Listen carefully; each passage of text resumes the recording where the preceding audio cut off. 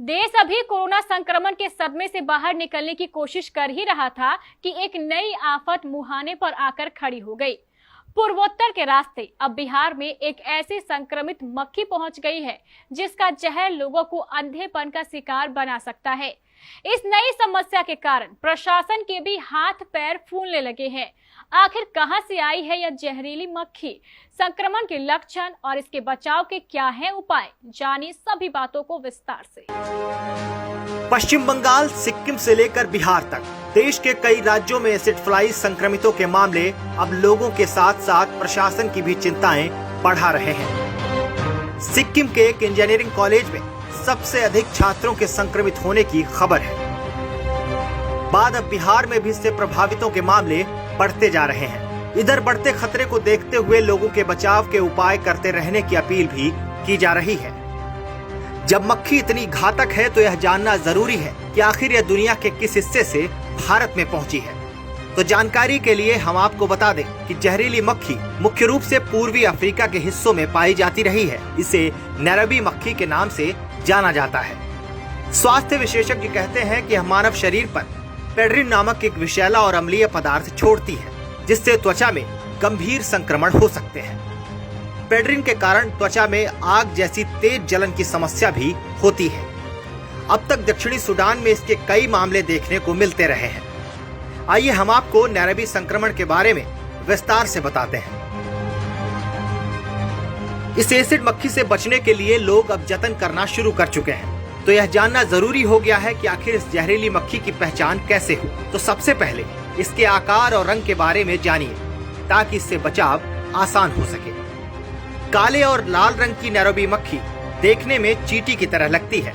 आमतौर पर इसकी लंबाई 6 से 10 मिलीमीटर और चौड़ाई 0.5 से 1 मिलीमीटर होता है। इस मक्खी की आदत होती है कि यह गर्मा गर्म और फ्लोरोसेंट रोशनी के प्रति आकर्षित होती है। यह अनजाने में इंसानों के बीच पहुंचती है। यह एक एसिड कीड़ा है। सबसे पहले इस मक्खी ने उत्तर बंगाल यूनिवर्सिटी में आतंक फैलाना शुरू किया था। इस मक्खी की पहचान हो चुकी है तो अब यह जानना जरूरी है कि आखिर इसका जहर मानव के शरीर पर कैसे असर करता है। सबसे खास बात यह है कि मक्खी काट कर किसी को भी निशाना नहीं बना सकती, यानी इस मक्खी के काटने पर संक्रमण नहीं फैलता है। इस मक्खी का सारा जहर इसके शरीर पर होता है। अगर यह त्वचा के किसी भी हिस्से पर मसल दी जाए तो वह हिस्सा संक्रमित हो जाएगा और थोड़ी ही देर में त्वचा में पीले तरल पदार्थ से भरे हुए फफोले निकल आएंगे।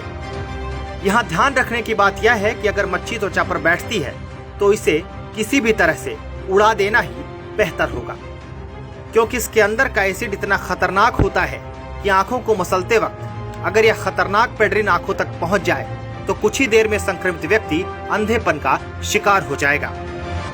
लोगों के लिए सलाह है कि शरीर पर बैठने या चिपकने पर अगर किसी को पता चलता है तो धीरे से इसे फूंक मारकर उड़ा देना चाहिए। अगर बॉडी पर नैरोबी फ्लाई दब जाए तो तत्काल उस जगह को ठंडे पानी से धो लेना चाहिए। चाहे तो ब्रश का इस्तेमाल करके एसिड फ्लाई को हटा देना ठीक रहेगा।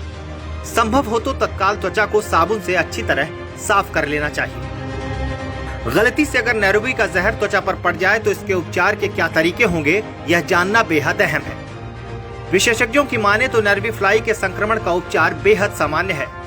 संक्रमितों को डॉक्टर एंटीबायोटिक और स्टेरॉयड का कॉम्बिनेशन देते हैं। सबसे जरूरी बात यह है कि संक्रमण वाली जगह को बार बार ठंडे पानी से धोना होता है ताकि इसका असर कम हो सके।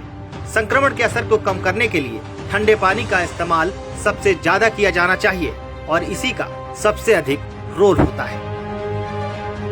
इधर संक्रमण के बुरे प्रभाव को देखते हुए प्रशासन लोगों से इसके बचाव की अपील कर रहा है। दार्जिलिंग के जिलाधिकारी ने लोगों से अपील करते हुए कहा है कि सभी लोग पूरी बाजू के शर्ट पहने, शाम को बाहर निकलने से बचें और मच्छरदानी का प्रयोग करें। संक्रमण होने पर लोगों को तुरंत इलाज के लिए जाने के सुझाव दिए गए हैं।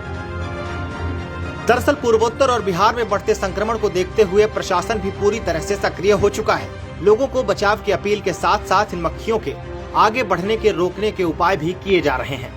प्रशासनिक अमले के द्वारा अस्पतालों में इलाज संबंधी तैयारियों को पुख्ता रखने का प्रयास जारी है और इसके लिए दिशा निर्देश दिए जा चुके हैं।